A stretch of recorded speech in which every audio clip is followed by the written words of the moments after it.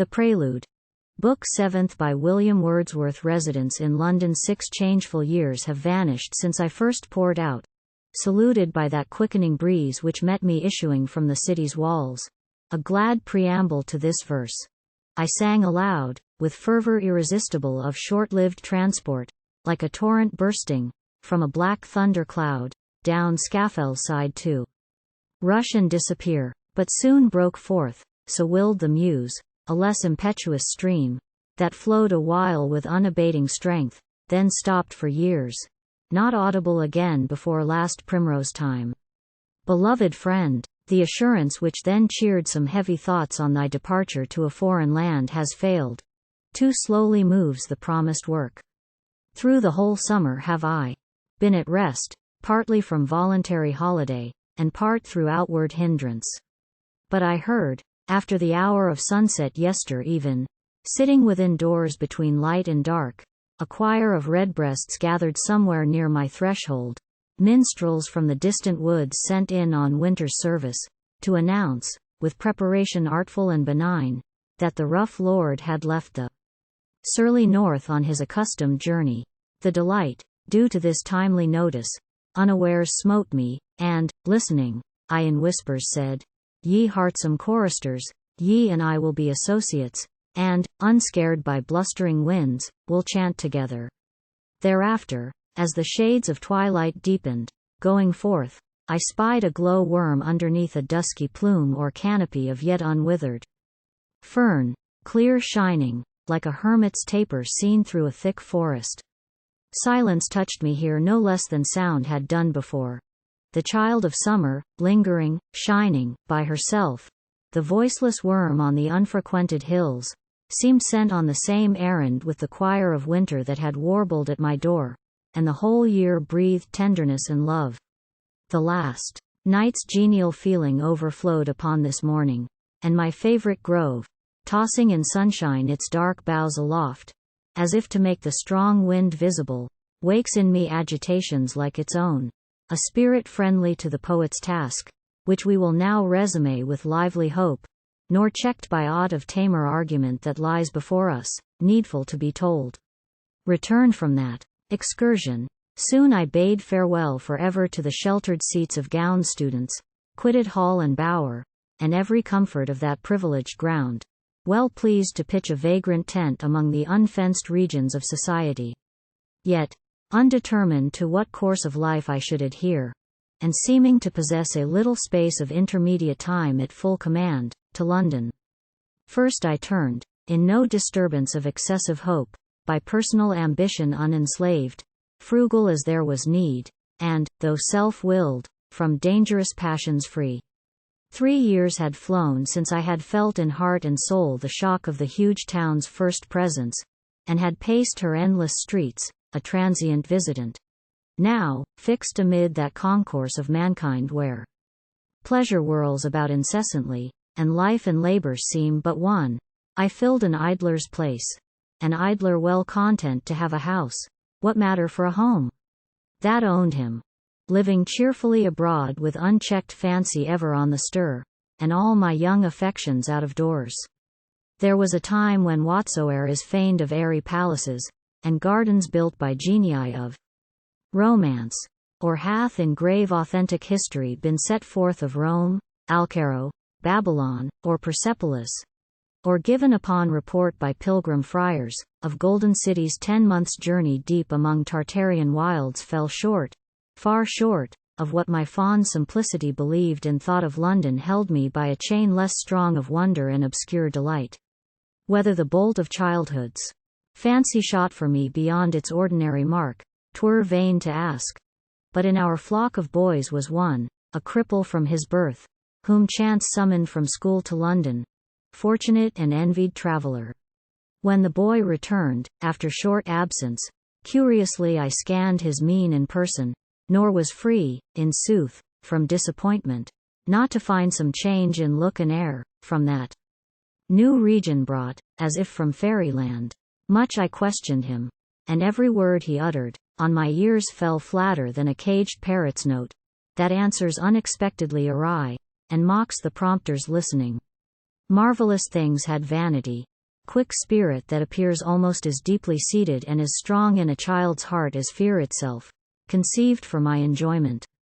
Would that I could now recall what then I pictured to myself, of mitred prelates, lords in ermine clad, the king, and the king's palace, and, not last, nor least, heaven bless him, the renowned Lord Mayor, dreams not unlike to those which once begat a change of purpose in young Whittington, when he, a friendless and a drooping boy, sat on a stone, and heard the bells speak out articulate music. Above all, one thought baffled my understanding. How men lived even next-door neighbors, as we say, yet still strangers, not knowing each the other's name. Oh, wondrous power of words, by simple faith licensed to take the meaning that we love. Vauxhall and Ranelagh, I then had heard of your green groves, and wilderness of lamps dimming the stars, and fireworks.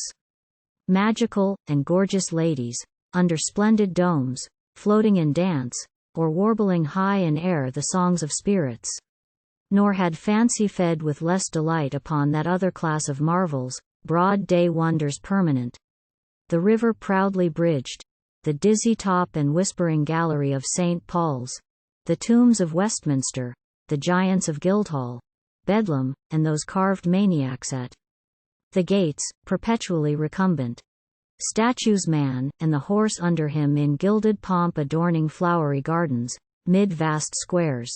The monument, and that chamber of the Tower where England's sovereigns sit in long array, their steeds best riding, every mimic shape cased in the gleaming mail the monarch wore, whether for gorgeous tournament addressed, or life or death upon the battlefield. Those bold imaginations in due time had vanished, leaving others in their stead. And now I looked upon the living scene, familiarly perused it, oftentimes, in spite of strongest disappointment, pleased through courteous self-submission, as a tax paid to the object by prescriptive right. Rise up, thou monstrous ant-hill on the plain of a too busy world. Before me flow, thou endless stream of men and moving things. Thy everyday appearance, as it strikes with wonder heightened, or sublimed by awe on strangers, of all ages, the quick dance of colors, lights, and forms, the deafening din, the comers and the goers face to face, face after face, the string of dazzling wares, shop after shop, with symbols, blazoned names, and all the tradesman's honors overhead. Here, fronts of houses, like a title page, with letters huge inscribed from top to toe, stationed above the door, like guardian saints.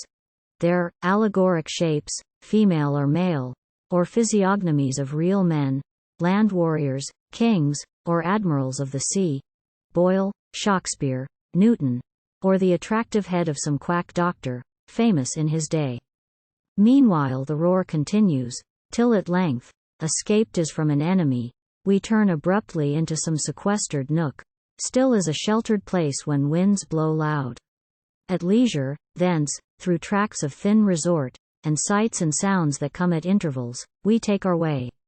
A raree show is here, with children gathered round. Another street presents a company of dancing dogs, or dromedary, with an antic pair of monkeys on his back. A minstrel band of Savoyards, or, single and alone, an English ballad singer.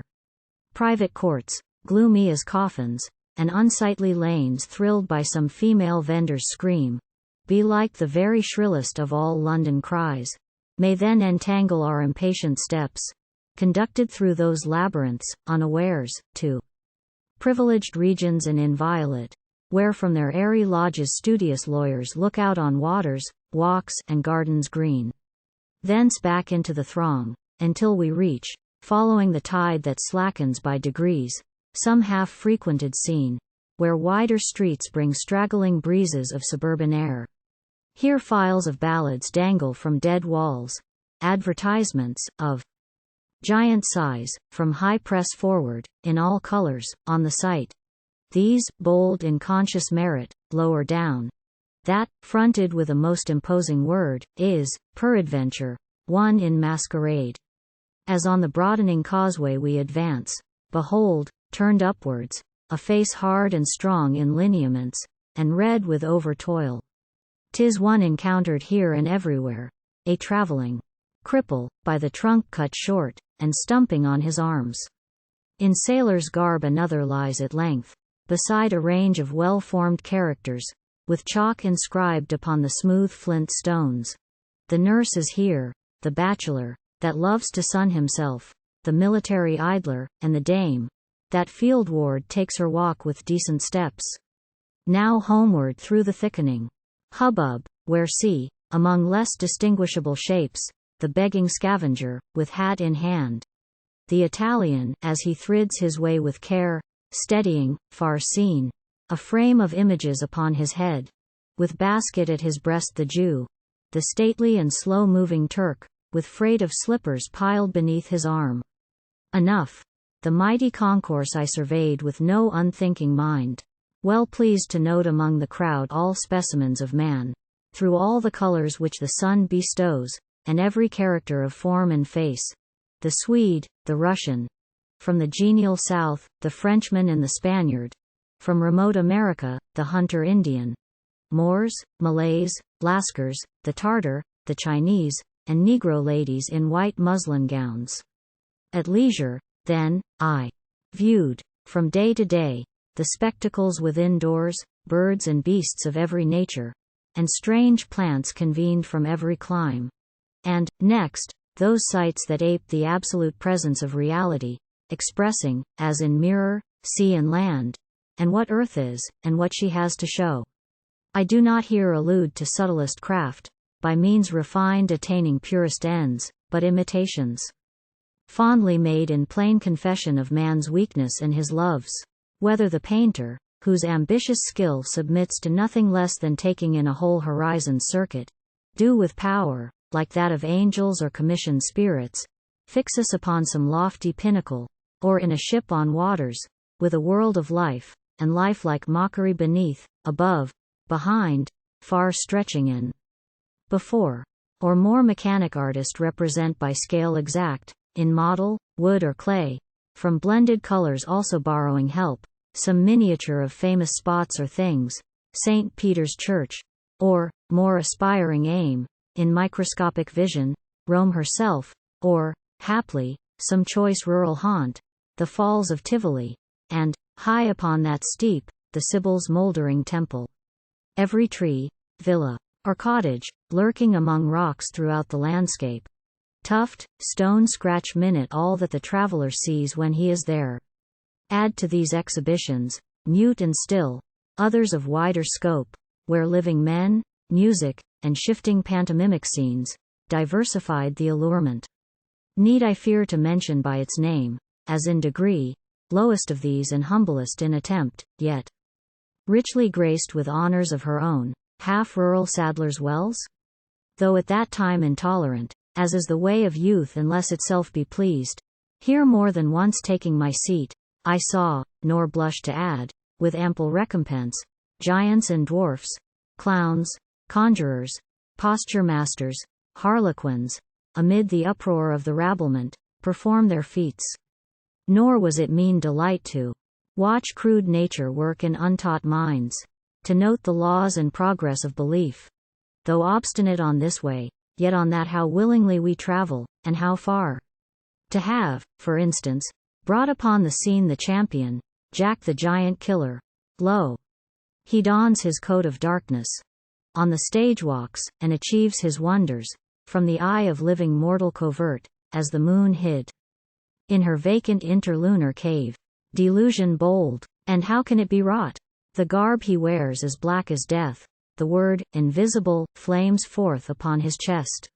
Here, too, were forms and pressures of the time, rough, bold, as Grecian comedy displayed when art was young, dramas of living men, and recent things yet warm with life, a sea fight, shipwreck, or some domestic incident divulged by truth and magnified by fame, such as the daring brotherhood of late set forth, too serious theme for that light place I mean, O distant friend. A story drawn from our own ground, the Maid of Buttermere, and how, unfaithful to a virtuous wife deserted and deceived, the spoiler came and wooed the artless daughter of the hills, and wedded her, in cruel mockery of love and marriage bonds. These words to thee must needs bring back the moment when we first, ere the broad world rang with the maiden's name, beheld her serving at the cottage inn, both stricken, as she entered or withdrew, with admiration of her modest mien and carriage, marked by unexampled grace. We since that time not unfamiliarly have seen her, her discretion, have observed, her just opinions, delicate reserve, her patience, and humility of mind unspoiled by commendation in the excess of public notice and offensive light to a meek spirit suffering inwardly. From this memorial tribute to my theme I was returning, when, with sundry forms commingled shapes which met me in the way that we must tread, thy image rose again, maiden of Buttermere. She lives in peace upon the spot where she was born and reared. Without contamination doth she live in quietness, without anxiety. Beside the mountain chapel, sleeps in earth her newborn infant, fearless as a lamb that, thither driven from some unsheltered place, rests underneath the little rock-like pile when storms are raging. Happy are they both mother and child. These feelings, in themselves trite, do yet scarcely seem so when I think on those ingenuous moments of our youth ere we have learnt by use to slight the crimes and sorrows of the world. Those simple days are now my theme, and, foremost of the scenes, which yet survive in memory, appears one, at whose centre sat a lovely boy, a sportive infant, who, for 6 months' space, not more, had been of age to deal about articulate prattle, child as beautiful as ever clung around a mother's neck, or father fondly gazed upon with pride. There, too, conspicuous for stature, tall and large dark eyes, beside her infant stood the mother, but, upon her cheeks diffused, false tints too well accorded with the glare from playhouse lustres thrown without reserve on every object near. The boy had been the pride and pleasure of all lookers on in whatsoever place, but seemed in this a sort of alien scattered from the clouds. Of lusty vigor, more than infantine he was in limb, in cheek a summer rose just 3 parts blown, a cottage child if e'er, by cottage door on breezy mountainside, or in some sheltering vale, was seen a babe by nature's gifts. So favored, upon a board decked with refreshments had this child been placed, his little stage in the vast theatre, and there he sat, surrounded with a throng of chance spectators, chiefly dissolute men and shameless women, treated and caressed, ate, drank, and with the fruit and glasses played, while oaths and laughter and indecent speech were rife about him as the songs of birds contending after showers. The mother now is fading out of memory, but I see the lovely boy as I beheld him then among the wretched and the falsely gay, like one of those who walked with hair unsinged amid the fiery furnace. Charms and spells muttered on black and spiteful instigation have stopped, as some believe, the kindliest growths. Ah, with how different spirit might a prayer have been preferred, that this fair creature, checked by special privilege of nature's love, should in his childhood be detained forever. But with its universal freight the tide hath rolled along, and this bright innocent, merry, may now have lived till he could look with envy on thy nameless babe that sleeps beside the mountain chapel, undisturbed. 4 rapid years had scarcely then been told since, traveling southward from our pastoral hills, I heard, and for the first time in my life, the voice of woman utter blasphemy. Saw woman as she is, to open shame abandoned, and the pride of public vice. I shuddered, for a barrier seemed at once thrown in that from humanity divorced humanity, splitting the race of man in twain, yet leaving the same outward form. Distress of mind ensued upon the sight, and ardent meditation. Later years brought to such spectacle a milder sadness, feelings of pure commiseration, grief for the individual and the overthrow of her soul's beauty. Farther I was then but seldom led, or wished to go. In truth the sorrow of the passion stopped me there.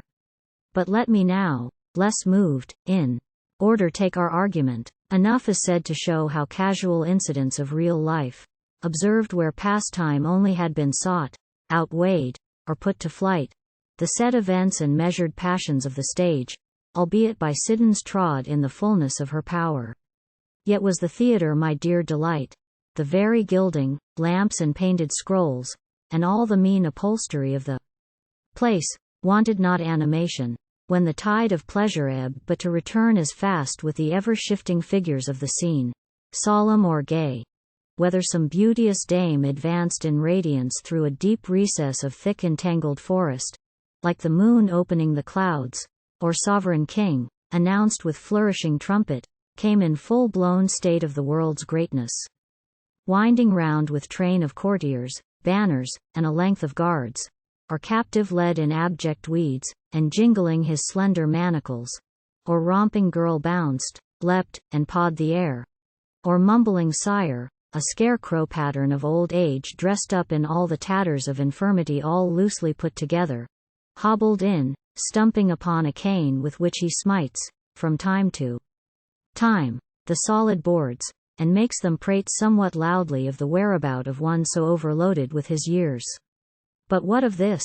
The laugh, the grin, grimace, the antics striving to outstrip each other, were all received, the least of them not lost, with an unmeasured welcome. Through the night, between the show, and many-headed mass of the spectators, and each several nook filled with its fray or brawl, how eagerly and with what flashes, as it were, the mind turned this way that way, sportive and alert and watchful, as a kitten when at play, while winds are eddying round her, among straws and rustling leaves. Enchanting age and sweet, romantic almost, looked it through a space, how small, of intervening years.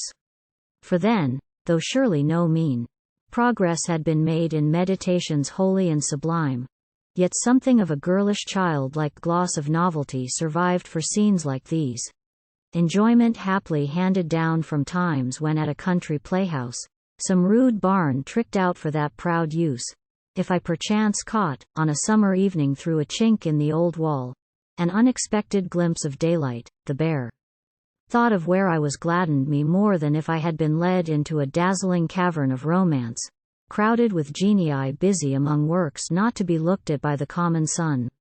The matter that detains us now may seem, to many, neither dignified enough nor arduous, yet will not be scorned by them, who, looking inward, have observed the ties that bind the perishable hours of life each to the other, and the curious props by which the world of memory and thought exists and is sustained.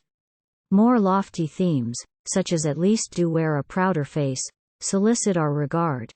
But when I think of these, I feel the imaginative power languish within me. Even then it slept, when, pressed by tragic sufferings, the heart was more than full. Amid my sobs and tears it slept, even in the pregnant season of youth.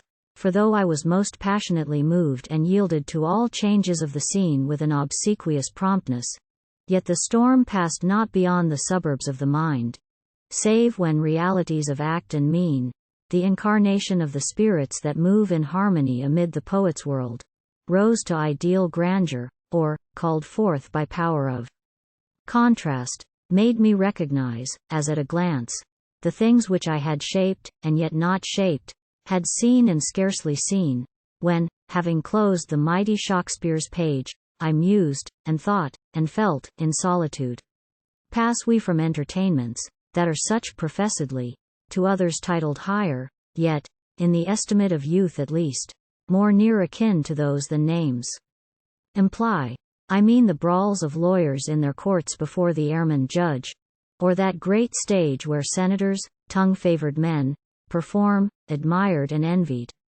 Oh, the beating heart, when one among the prime of these rose up, one, of whose name from childhood we had heard familiarly, a household term, like those, the Bedfords, Gloucesters, Salisburys, of old, whom the fifth Harry talks of. Silence, hush, this is no trifler, no short-flighted wit, no stammerer of a minute, painfully delivered, no.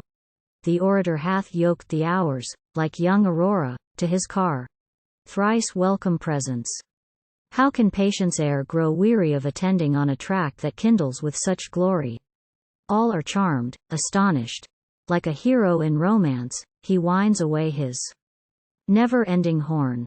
Words follow words, sense seems to follow sense. What memory and what logic! Till the strain transcendent, superhuman as it seemed, grows tedious even in a young man's ear. Genius of Burke, forgive the pen seduced by specious wonders, and too slow to tell of what the ingenuous, what bewildered men, beginning to mistrust their boastful guides, and wise men, willing to grow wiser, caught, rapt auditors, from thy most eloquent tongue now mute, forever mute in the cold grave. I see him, old but vigorous in age, stand like an oak whose stag-horn branches start out of its leafy brow, the more to awe the younger brethren of the grove. But somewhile he forewarns, denounces, launches forth, against all systems built on abstract rights, keen ridicule. The majesty proclaims of institutes and laws, hallowed by time, declares the vital power of social ties endeared by custom, and with high disdain, exploding upstart theory, insists upon the allegiance to which men are born. Some say at once a froward multitude murmur, for truth is hated, where not loved, as the winds fret within the Aeolian cave, gulled by their monarch's chain. The times were big with ominous change, which, night by night, provoked keen struggles, and black clouds of passion raised. But memorable moments intervened, when wisdom, like the goddess from Jove's brain, broke forth in armor of resplendent words, startling the synod. Could a youth, and one in ancient story versed, whose breast had heaved under the weight of classic eloquence, sit, see, and hear, unthankful, uninspired? Nor did the pulpit's oratory fail to achieve its higher triumph. Not unfelt were its admonishments, nor lightly heard the awful truths delivered thence by tongues endowed with various power to search the soul. Yet ostentation, domineering, oft poured forth harangues, how sadly out of place. There have I seen a comely bachelor, fresh from a toilette of 2 hours, ascend his rostrum, with seraphic glance look up, and, in a tone elaborately low beginning, led his voice through many a maze a minuet course, and, winding up his mouth, from time to time, into an orifice most delicate, a lurking eyelet, small, and only not invisible, again open it out, diffusing thence a smile of rapt irradiation, exquisite. Meanwhile the evangelists, Isaiah, Job, Moses, and he who penned, the other day, the death of Abel, Shakespeare, and the bard whose genius spangled o'er a gloomy theme with fancies thick as his inspiring stars, and Ossian, doubt not 'tis the naked truth, summon from streamy Morven each and all would, in their turns, lend ornaments and flowers to entwine the crook of eloquence that helped this pretty shepherd, pride of all the plains, to rule and guide his captivated flock. I glance but at a few conspicuous marks, leaving 1,000 others, that, in hall, court, theatre, conventicle, or shop, in public room or private, park or street, each fondly reared on his own pedestal, looked out for admiration. Folly, vice, extravagance in gesture, mien, and dress, and all the strife of singularity, lies to the ear, and lies to every sense of these, and of the living shapes they wear, there is no end. Such candidates for regard, although well pleased to be where they were found, I did not hunt after, nor greatly prize, nor made unto myself a secret boast of reading them with quick and curious eye. But, as a common produce, things that are today, tomorrow will be, took of them such willing note, as, on some errand bound that asks not speed, a traveler might bestow on seashells that bestrew the sandy beach, or daisies swarming through the fields of June. But foolishness and madness in parade, though most at home in this their dear domain, are scattered everywhere, no rarities, even to the rudest novice of the schools. Me, rather, it employed, to note, and keep in memory, those individual sights of courage, or integrity, or truth, or tenderness, which there, set off by Foyle, appeared more touching. One will I select a father, for he bore that sacred name.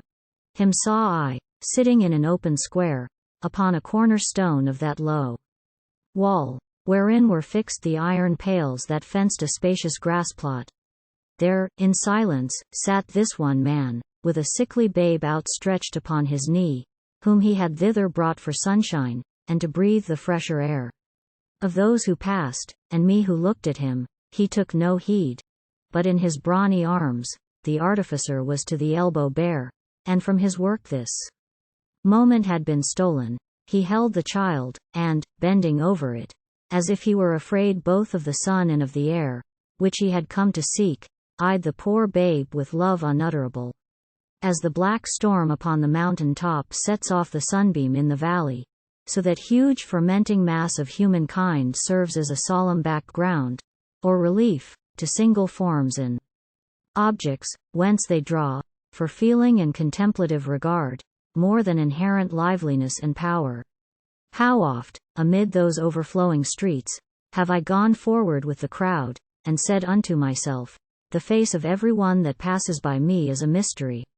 Thus have I looked, nor ceased to look, oppressed by thoughts of what and whither, when and how, until the shapes before my eyes became a second sight procession, such as glides over still mountains, or appears in dreams, and once, far travelled in such mood, beyond the reach of common indication, lost amid the moving pageant, I was smitten abruptly, with the view, a sight not rare, of a blind beggar, who, with upright face, stood, propped against a wall, upon his chest wearing a written paper, to explain his story, whence he came, and who he was.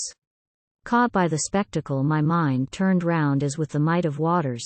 An apt type this label seemed of the utmost we can know, both of ourselves and of the universe, and, on the shape of that unmoving man, his steadfast face and sightless eyes, I gazed, as if admonished from another world. Though reared upon the base of outward things, structures like these the excited spirit mainly builds for herself. Scenes different there are, full-formed, that take, with small internal help, possession of the faculties, the peace that comes with night, the deep solemnity of nature's intermediate hours of rest, when the great tide of human life stands still, the business of the day to come, unborn, of that gone by, locked up, as in the grave, the blended calmness of the heavens and earth, moonlight and stars, and empty streets, and sounds unfrequent as in deserts, at late hours of winter evenings, when unwholesome rains are falling hard, with people yet astir, the feeble salutation from the voice of some unhappy woman, now and then heard as we pass, when no one looks about, nothing is listened to. But these, I fear, are falsely catalogued. Things that are not, as the mind answers to them, or the heart is prompt, or slow, to feel. What say you, then, to times, when half the city shall break out full of one passion, vengeance, rage, or fear? To executions, to a street on fire, mobs, riots, or rejoicings? From these sights take one, that ancient festival, the fair, holden where martyrs suffered in past time, and named of Saint Bartholomew. There, see a work completed to our hands, that lays, if any spectacle on earth can do, the whole creative powers of man asleep. For once, the Muse's help will we implore, and she shall lodge us, wafted on her wings, above the press and danger of the crowd, upon some showman's platform. What a shock for eyes and ears! What anarchy and din, barbarian and infernal, a phantasma, monstrous in color, motion, shape, sight, sound. Below, the open space, through every nook of the wide area, twinkles, is alive with heads. The midway region, and above, is thronged with staring pictures and huge scrolls, dumb proclamations of the prodigies, with chattering monkeys dangling from their poles, and children whirling in their roundabouts, with those that stretch the neck and strain the eyes, and crack the voice in rivalship, the crowd inviting, with buffoons against buffoons grimacing, writhing, screaming, him who grinds the hurdy-gurdy, at the fiddle weaves, rattles the saltbox, thumps the kettledrum, and him who at the trumpet puffs his cheeks, the silver-collared Negro with his timbrel, equestrians, tumblers, women, girls, and boys, blue-breeched, pink-vested, with high-towering plumes. All movables of wonder, from all parts, are here albinos, painted Indians, dwarfs, the horse of knowledge, and the learned pig, the stone-eater, the man that swallows fire, giants, ventriloquists, the invisible girl, the bust that speaks and moves its goggling eyes, the waxwork, clockwork, all the marvelous craft of modern Merlins, wild beasts, puppet shows, all out o' the way, far-fetched, perverted things, all freaks of nature, all Promethean thoughts of man, his dullness, madness, and their feats all jumbled up together, to compose a parliament of monsters. Tents and booths meanwhile, as if the whole were one vast mill, or vomiting, receiving on all sides, men, women, 3 years children, babes in arms. Oh, blank confusion, true epitome of what the mighty city is herself, to thousands upon thousands of her sons, living amid the same perpetual whirl of trivial objects, melted and reduced to one identity, by differences that have no law, no meaning, and no end. Oppression, under which even highest minds must labor, whence the strongest are not free. But though the picture weary out the eye, by nature an unmanageable sight, it is not wholly so to him who looks in steadiness, who hath among least things an under sense of greatest, sees the parts as parts, but with a feeling of the whole. This, of all acquisitions, first awaits on sundry and most widely different modes of education, nor with least delight on that through which I passed. Attention springs, and comprehensiveness and memory flow, from early converse with the works of God among all regions, chiefly where appear most obviously simplicity and power.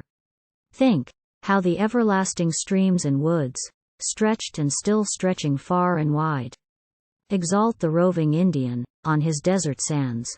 What grandeur not unfelt, what pregnant show of beauty, meets the sun-burnt Arab's eye, and, as the sea propels, from zone to zone, its currents, magnifies its shoals of life beyond all compass, spreads, and sends aloft armies of clouds, even so, its powers and aspects shape for mankind, by principles as fixed, the views and aspirations of the soul to majesty, like virtue have the forms perennial of the ancient hills, nor less the changeful language of their countenances quickens the slumbering mind, and aids the thoughts, however multitudinous, to move with order and relation.